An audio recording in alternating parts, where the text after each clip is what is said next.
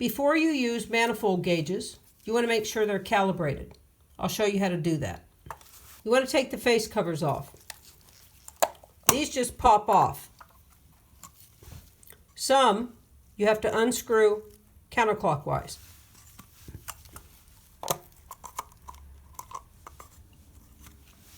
There's a little adjuster right here on each gauge. You want to make sure that this dial is resting at 0 for it to be calibrated, on the low side and on the high side. To adjust it down, you turn this screw counterclockwise.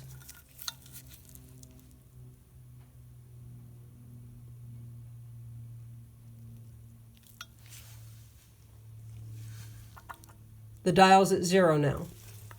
Same thing on this little guy.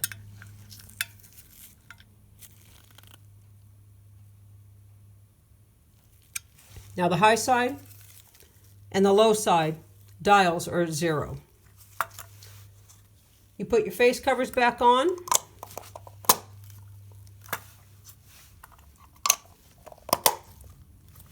If the gauges aren't calibrated when you use them, your readings will be off. Now the manifold gauges are calibrated and ready to use. Hope it helps, and happy DIYing.